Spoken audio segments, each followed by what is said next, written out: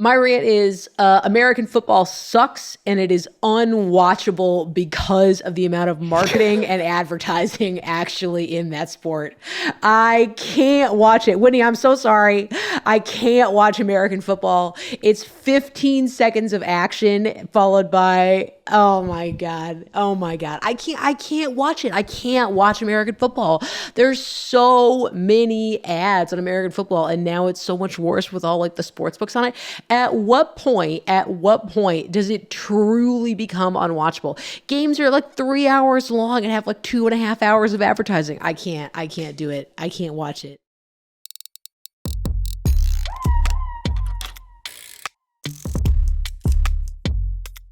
Welcome to Punchy by Rival, where we take the gloves off to share the hard-hitting realities of the challenger marketing world. Each week, we'll break down the buzz and cut through the BS of the top stories and trends to tell you what you really need to know and do differently to grow your brand and career. Hey everyone, welcome to a special edition of Punchy, not only because we have Whitney Holtzman here, and I will introduce her in a second, but also because the Super Bowl just happened in the United States of America. And unfortunately, the Chiefs won. I don't know if that's going to ruffle any feathers with folks on the panel, but there is some advertising to talk about, and it is our industry's favorite pastime to pass our opinion on which ads we liked and which ads we didn't. However, in the second section of today's episode, the special edition, we are going to get into some research that we have put into the field and also some data that we have looked at around how these ads actually drove marketing metrics that matter for these businesses. So we're going to talk about effectiveness, not just our pretty informed opinions about what's good advertising and what's not advertising. So our panel today, holding down Fort Cavapoo in Surbiton, England, is Mr. Dubose Cole. And not sure if you've heard, Jenna is still in the Seychelles. She likes to get that in there. She's also got a bit of a lag, so I can say whatever I want, and she can't come in with her witty responses because I'm not going to give her time. And then we have Whitney Holtzman. So Whitney runs a social media and marketing consultant company for the leaders in the sports world and works with a number of high-profile NFL stars to lead their marketing efforts. She was previously CMO for Brandon Marshall of the New York Giants. Was he on the Giants or the Jets? He was on the Jets, right? He was both. He played his last season was on the Giants. He was both. Okay, my bad. All right, I apologize, Farron. My bad. You got it right. New York Giants and the New York Jets and the Denver Broncos for his mental health initiative, Project 375, and his fitness centers called FitSpeed. She is an absolute star when it comes to the inflection point of sports and marketing, and she joins us today to discuss all things Super Bowl. And in Jenna's words, she is coming on. Jenna is dialing in late from the Seychelles, but she said, I would get on a podcast at any time, day or night, to be here with Whitney. So Whitney, thank you so much for joining us.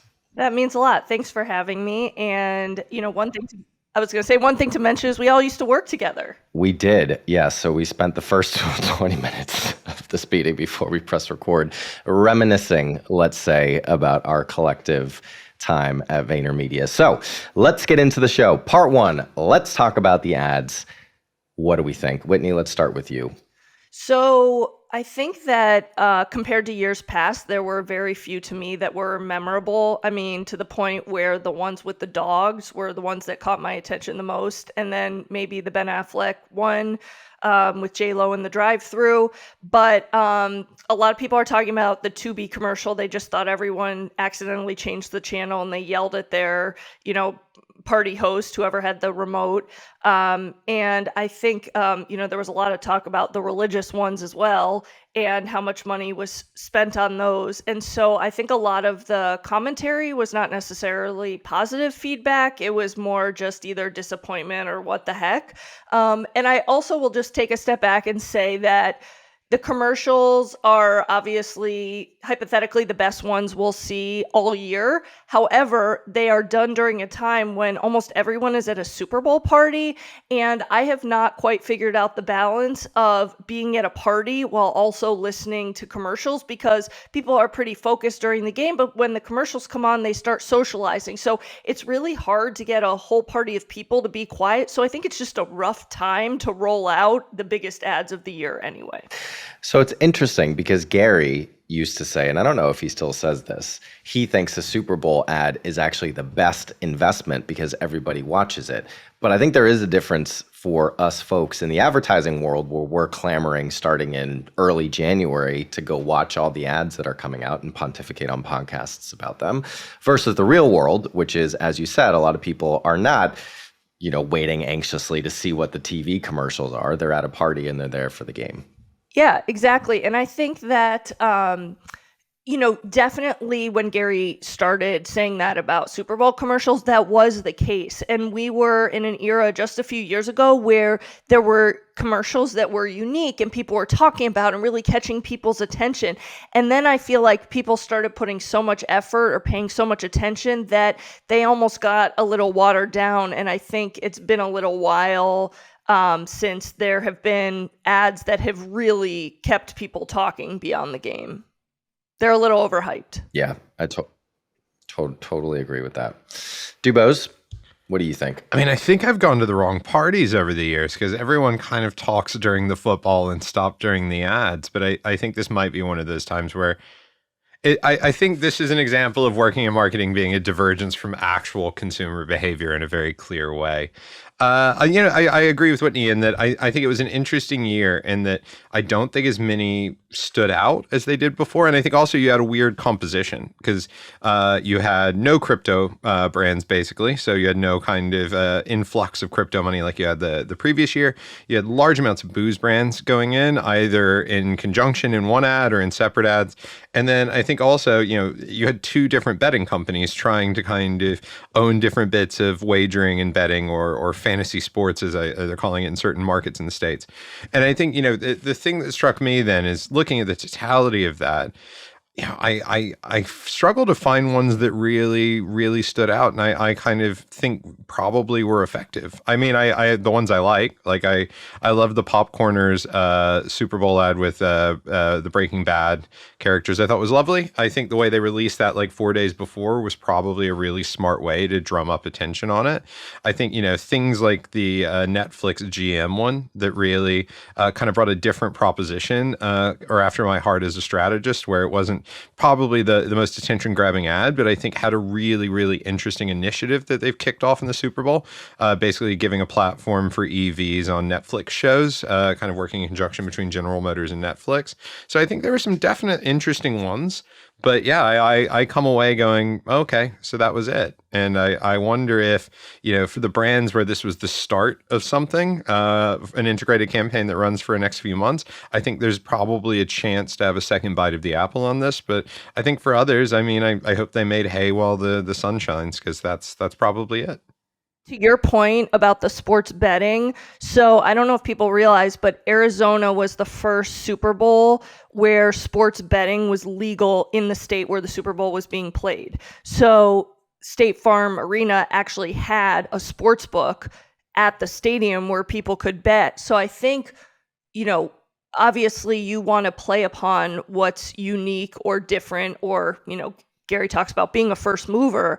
And so I think the sports betting component was really interesting to play off of. And when you were on the ground, like at Radio Row, you felt much more of a presence of the sports betting. I do think it's ironic the players can't participate at all. It just shows that, this whole event is about making money for the league and for the people who participate in terms of the advertisers.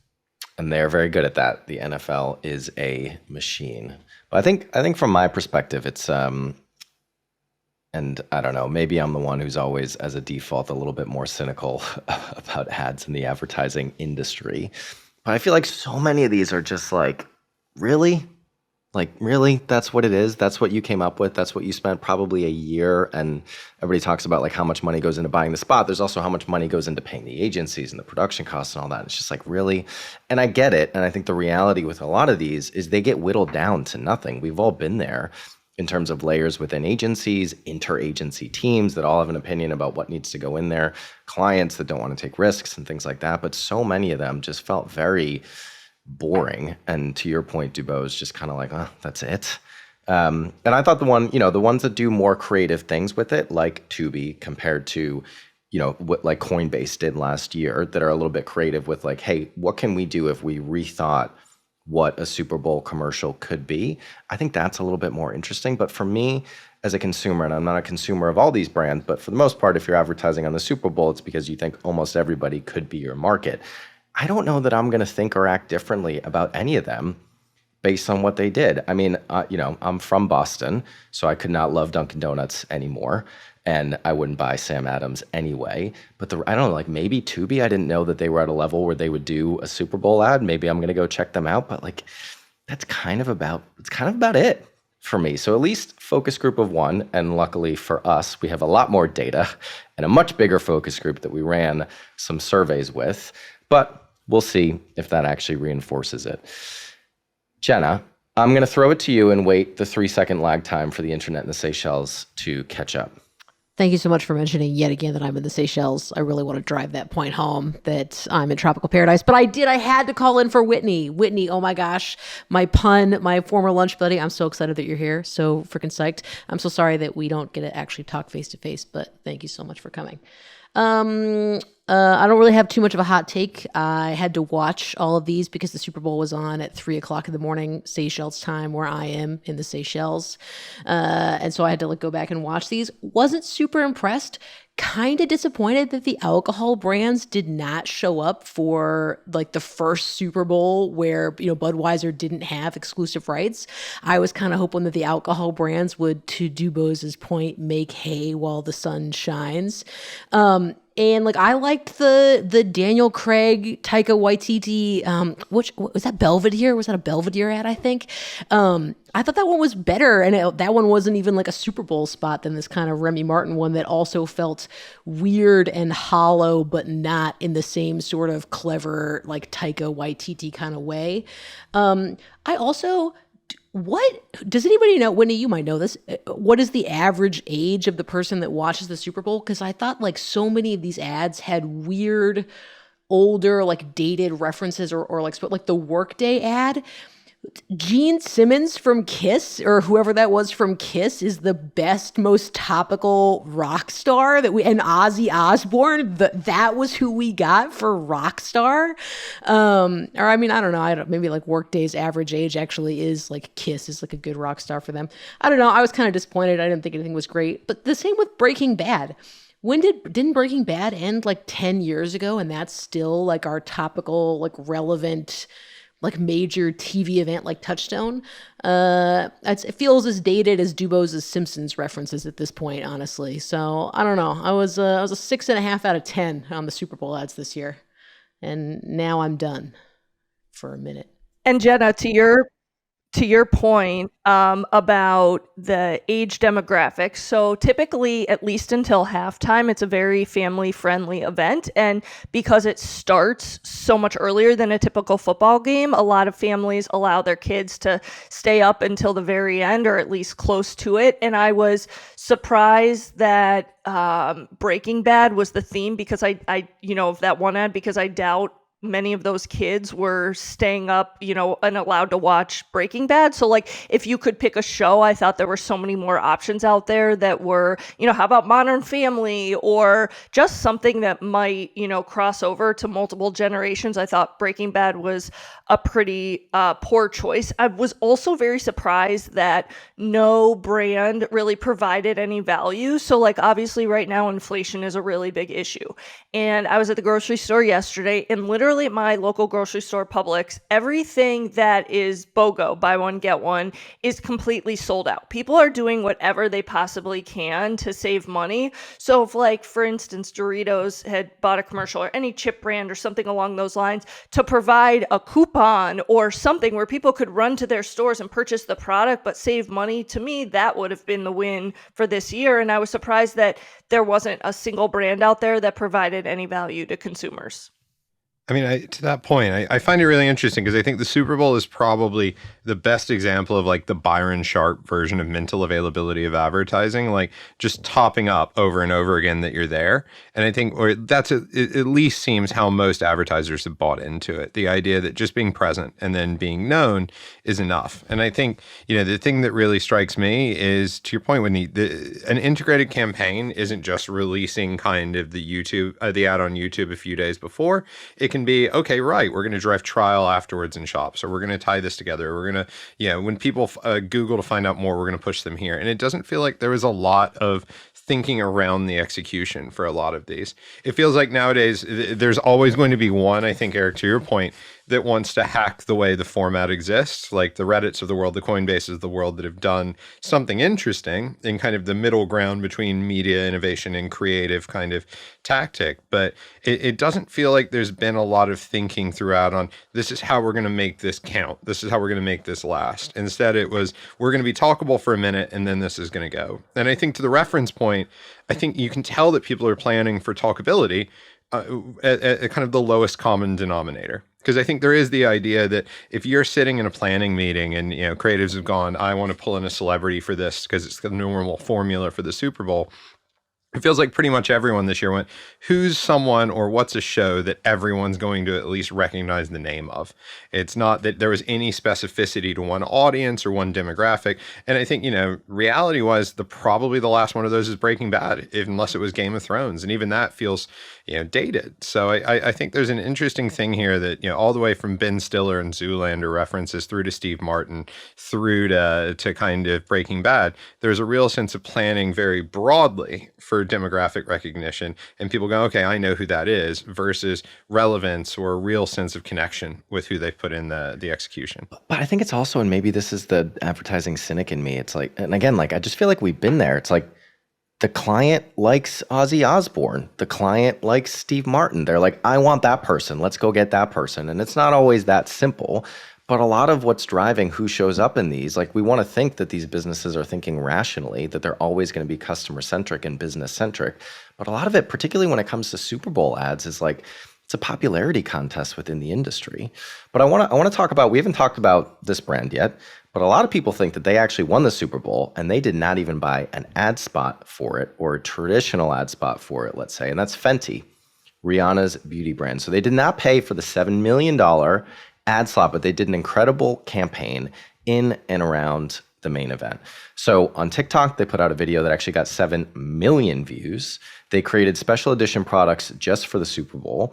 And Rihanna actually promoted her products during the actual performance. There's a couple stats out there of how she earned $5.6 million in media impact value for her brand in the first 12 hours after the performance, and on and on. I think the only thing I would say, and I'd love to hear, Jenna, maybe we'll start with you and see if you were impressed with this one, if this bumps you up from a 6.5. But to my point of the NFL is a money-making machine. They do not give things away for free. Sure, Fenty did not pay $7 million for the ad spot, but I would imagine there was something around Rihanna's fee, particularly if she integrated the product into the show. So I would imagine there was some type of deal that was done there. But Jenna, what do you think about how Fenty showed up through Rihanna and the Super Bowl? I mean, is it like through Rihanna? Rihanna is Fenty. Fenty is Rihanna. The woman became a billionaire, like off the brand. I think a little bit of this distinction is kind of semantic, but taking the point, I don't know that this is like that surprising. Wasn't there something around like The Weeknd, when The Weeknd performed at the halftime show that I think I might be wrong about this. He wasn't paid. He paid to do the halftime show, or there was something like that because the value, I think to DuBose's point, like he paid for a little bit of it, or maybe it was that he paid extra to put on the production that he specifically wanted. There were some extra costs that he paid for out of pocket because it's known that the increase in the streaming revenues and like other he was supporting a tour, that the value of the Super Bowl halftime show to the artist that performs is so significant. And then I think that again, because Fenty is Rihanna, that's that same kind of, she's that multi-hyphenate kind of artist that like, of course she's going to know and take advantage of that value. it's great marketing. But like Fenty has also done, I think, like say like other cool stuff. They put their one of their shows on like Amazon Prime Video. So I think that she and like, certainly not to discredit their marketing department has made, these kinds of moves and out their product placements, before. So I don't know. Like I say, it was pretty good. It was really well done. Riri is pretty awesome. I'm a Rihanna fan. She's super talented, but yeah, I think that my 1.5 points of that is her. Yeah. All right. I'm done now. All right. Shall we move on to our version of the halftime show? Dubose Cole presenting our research that we did on these advertising campaigns. Dubose, do your best Rihanna impression. Take it away. Same choreography, different vocal styles. So, I think to Jenna's point, first off, I think when we talk about the halftime show, I think one of the most important things is the relationship between brand and person has to be there for something like that to work out. If Steve, the brand manager from Nabisco, tried to do the exact same thing by integrating himself into a halftime show to give a benefit back to the product, it's not really going to land, despite his best efforts and probably amazing stagecraft. So I think it's just down to the idea that I think for certain brands that are personality led, you're going to see a benefit like that. And to that point, one of the things we've been looking at research wise, so we ran a survey the morning after the Super Bowl to understand unprompted recall of what ads people actually remember, prompted recall, and then prompted consideration. So of these brands, who are you more likely to buy, less likely to buy, neither? And I think one of the things we're quite interested to do is start with that data set, which we'll talk about in a minute this week. So we have the data that'll be released with this podcast for this first wave, but we're going to revisit that in 30 days. So we'd like to do a second wave where in between we'll be looking at share of search activity using our tool Curo, search themes, and other things to understand who actually moved the needle from a retail and consideration point of view. But then later on, also looking at what long-term attitudinal shifts existed. And I think one of the things that's come through in the data is I think the Super Bowl is a very clear opportunity for large brands to continue to be large and top up what they're already good at. And I think we were really surprised at the performance of some of the smaller brands or challenger brands and their ability to disrupt a market with the Super Bowl. I think since 2000, there was always that narrative of kind of .com Super Bowl advertisers putting all the money on black and hoping that the year's budget being spent on a Super Bowl ad would bring them exponential returns. And I think one of the things that surprised me this year is there is obviously engagement for a lot of these challenger brands, but only amongst a smaller share of the audience. So, just to talk through some of the headline points and some of the points that will be available for people to look at later, when we looked at unprompted awareness for brands, basically the morning after the Super Bowl, what we saw was the ones that far and away were remembered were the ones that either A, were already really well known, or B, were the ones that actually went in and bought 2 ads. So you have Pepsi, which had about 8% of all unprompted brand mentions. Doritos, which had about 7.5% of all unprompted brand mentions. Budweiser and Bud Light came next with 5.2 and about 4.5 respectively. And then Dunkin' Donuts with about 4.5 as well. And I think one of the interesting things when we look at these is there's really a sense that none of these brands are new advertisers. And also all of them have the scale to be able to get either celebrities that are relevant to the brand, in the Dunkin' Donuts case, and ties into a cultural conversation of Ben Affleck looking like he'd rather be anywhere else no matter where he is, or are ones that were able to go in and put multiple executions out there, to the idea of media expenditure being as important in how you show up in something like this as with what you say. So that idea of the 2 Pepsi executions, one with Ben Stiller, one with Steve Martin, the Doritos one, which I think has gotten quite a lot of coverage before and after and was also promoted quite heavily. And I think that's quite interesting because I wouldn't call any of these creatively groundbreaking, but I think they're done at scale and they're done with the right resource behind it to get what you'd like out of the Super Bowl.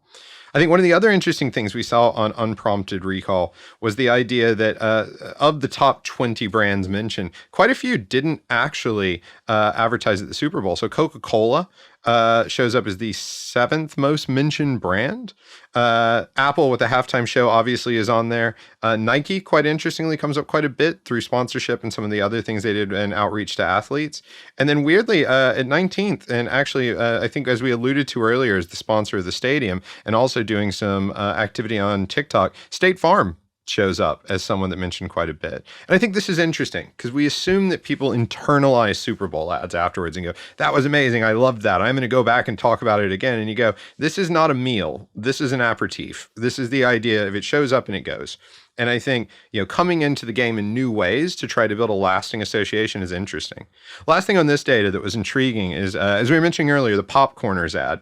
Super interesting, new brand, I believe backed by acquisition by Pepsi now. So it had the money to kind of come out and do this. And I think one of the intriguing things there is it was mentioned quite a bit as an unprompted ad. It was actually, it got about 2.5% of all the mentions. But most of those actually misattributed it to pop chips. So if you ever come across other kind of air-fried, healthy potato goodness, there's a real issue there that I think they must have already seen it because the name was mentioned quite a lot, but they just needed to mention it about 20 more times. One would imagine if they're seeing the same data, the head-on applied directly to the forehead model of creative planning may come through on this so everyone actually remembers what the bloody name is next time.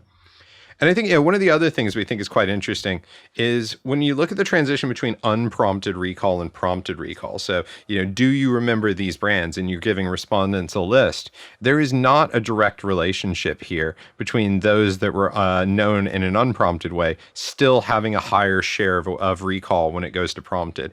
Instead, what we're seeing is you're basically increasing the competition then because you're telling a respondent, here's all the ads on the Super Bowl. Which do you remember? And the thing we thought that was quite interesting is you start to see a lot of the smaller ones fall off a little bit. They're not going to have the higher level of prompted recall. The Popcorners of the world, the Blue Moon of the world, which, is in an ad with Coors and Miller Lite, they're going to struggle because actually, larger brands are going to be consistently known across metrics when we're looking at the Super Bowl. Smaller brands are merely going to be noticed for a moment.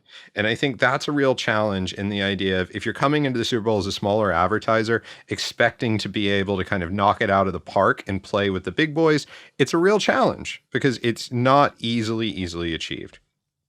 Finally, one of the other things we thought was quite interesting was the impact of shifting consideration versus creating it. And one of the things we found is similar to what we were talking there about large brands or brands that have mass appeal. Those are the ones that are going to shift consideration at scale here. Not surprisingly, brands that have a smaller actionable audience but have decided to play on a larger stage, the kind of Dexcoms of the world and the Workdays of the world. It's interesting that there. I mean, I imagine the brief for Workday was how do you normalize conversation around HR and finance software amongst more than HR and finance people, but I don't really know if the expenditure they've put out to do it is worth it, or Dexcom, who's probably looked at the figures of either increasing diabetes in the United States or normalizing the idea of having to treat diabetes as something where they want to go into the platform.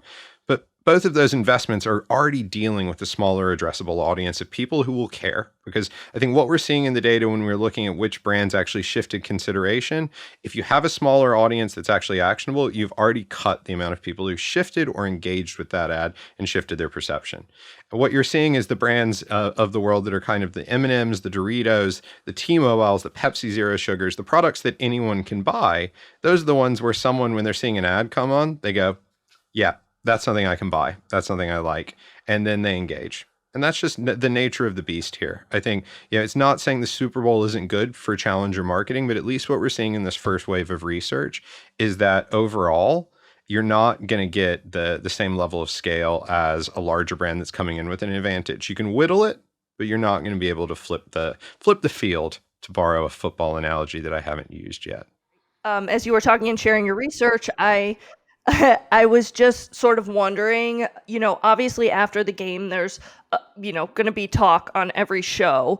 And I wonder if the game isn't as close if people talk a lot more about the ads. So I think we can all agree this year the ads were mediocre, but I think a big portion of the pie was the fact that the game itself went up to the last few seconds and the Eagles were ahead and then the Chiefs came back and pulled out the win and there was a controversial holding call, and people thought Jalen Hurts played the game of his life, even though they lost. And there was the Kelsey brothers. So there were a lot of game storylines. Whereas, when I last went to the Super Bowl and my team, the Bucks, won, it was a total blowout, and you knew it from about halftime on.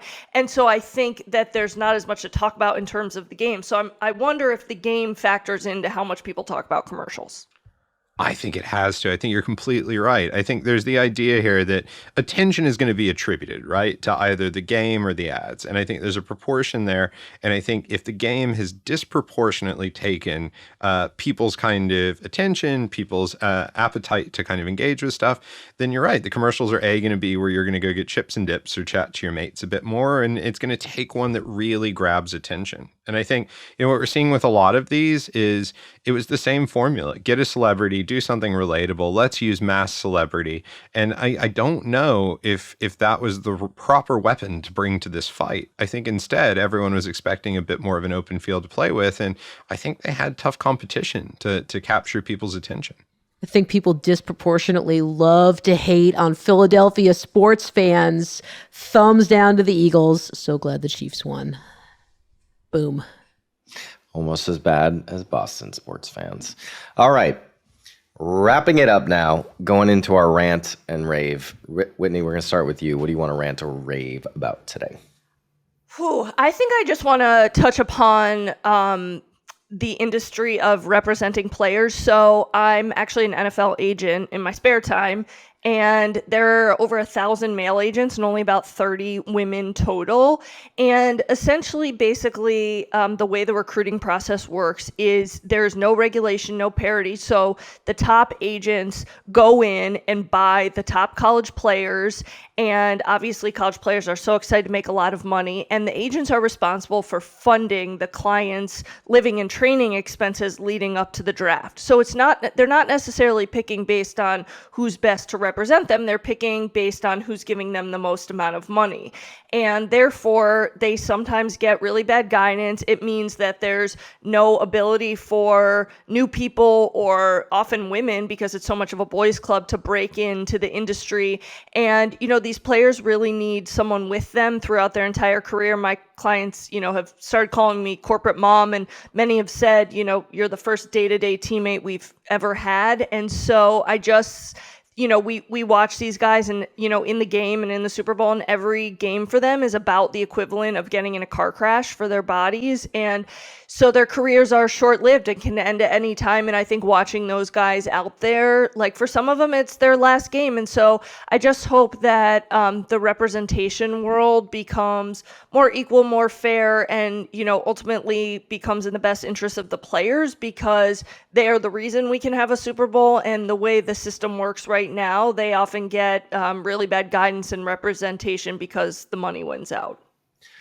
It's incredible, really, if you think about it. I mean, I obviously don't know as much as you, but I know a little bit, given Vayner Sports, and have kind of been somewhat close to kind of how they've gone into the industry. But for such a massive industry, and it's not just the NFL, other major sports in the US, and I would imagine other countries as well, and global sports for that matter, the agents are such a huge part of what makes it all work. And yet it is a slice of that industry that seems like it's so ripe for disruption, really, or at least catching up to where the rest of the world is right now. And I think there's a lot of opportunity for, people who aren't the stereotypical agent to come into the industry and think differently and innovate and bring more value, not just to the players, but to everybody who consumes it, fans and watchers and all that as well. That is a very, very good rant. And then kind of like a positive rave at the end, like positive, optimistic look into the future. I like it. Well done. Dubose, over to you.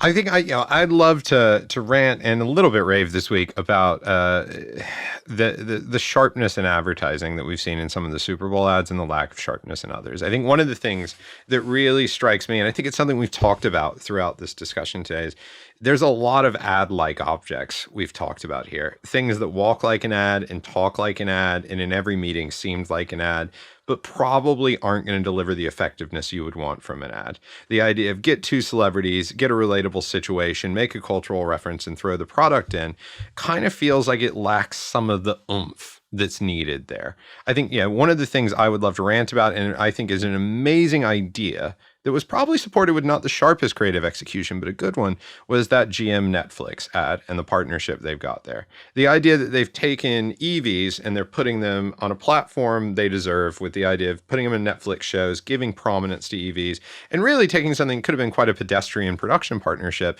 and pushing it forward, I think is the example of selling a great product with a good ad. At the end of the day, it has a better head start because there's already a compelling argument there that the ad has to then push forward. It's not like kind of Will Ferrell in a load of Netflix sets is actually a groundbreaking piece of creative, but it does what it needs to, and it has a product there it can sell. I think, one of the things that really strikes me about a lot of the other ads we talked about today is it's the idea of advertising trying to create value beyond kind of, the product existing. And I think when you do that, it's a much smaller bullseye. And I think as an industry, we probably have to ask ourselves sometimes, like, what's the thing that's actually exciting or a little bit disruptive about this strategy, this execution, this brief? And I think a lot of the time when you see occasions like the Super Bowl, I think, my rant is really, I think people think that's the disruptive thing, but the Super Bowl itself is the media opportunity, not the creative value or not the advertising value. And I think sometimes we forget that. And I think a lot of what we've talked about today highlights being a bit further from that than we should be for an industry. All right, Jenna, last but not least. I really liked your point kind of about the agents. And if we weren't going to be able to get you on for the Super Bowl episode, I was hoping that we would do one around like March Madness, because I'd love to talk to you about like your opinion on like NIL money and like college athletes. I think that'd be really, really, really interesting. Yeah, we could. Yeah, we can definitely do that, because March Madness is coming up. So get ready for a bunch of raves about the Gonzaga Bulldogs out of Spokane, Washington, when it comes from March Madness. But I think that actually we're not going to make everybody at Rival fill out a bracket like at Vayner, right? No, we don't have to do that. But we do have to. Nobody can root for anybody except Gonzaga. We can if we want to. But anyways, my rant is... That seems much more fair and democratic. Yeah. My rant is American football sucks, and it is unwatchable because of the amount of marketing and advertising actually in that sport. I can't watch it. Whitney, I'm so sorry. I can't watch American football. It's 15 seconds of action followed by, oh my God. I can't watch it. I can't watch American football. There's so many ads on American football, and now it's so much worse with all like the sports books on it. At what point does it truly become unwatchable? Games are like 3 hours long and have like 2.5 hours of advertising. I can't do it. I can't watch it. It's shameful to you both, Dubose and Eric, that I spank you every year in fantasy football despite not watching a single down of football because that sport is so unwatchable, and I don't know how you all do it. There we go. Mic drop. I'm out. This has vibes of like that time where Krusty the Clown flipped out and they had to cut the feed on his show. But just to be completely fair, the reason I lose at fantasy football every year, and the same reason I'm now excited about March Madness, is because the Auburn Tigers are now a basketball school. And I only draft Auburn and Alabama players, but mostly Auburn players in my fantasy team. So I'm just happy that most years I don't lose, because our penalty in our league is having to spend 24 hours in the British chain pub Wetherspoons. And I have avoided that every year so far. So It's 24. It's 12 hours, right? 24 would be pretty. I thought it was 24. I was going to bring a pillow and a blanket and a book. We're going to have to check the group chat. All right. This podcast has gone into overtime, so we are going to have to leave it there. See the sports metaphor. Yeah, my kids think I'm funny. That's all I really care about. All right, Whitney, special thank you to you for joining us, putting up with us, hanging out with us. I think Jenna's right. We're going to have to get you back to do a March Madness episode when you and Jenna can actually banter as opposed to the lag time banter that we've been trying to do. But really enjoyed seeing you and having you on the show. Thank you, and to everyone listening, have a good day.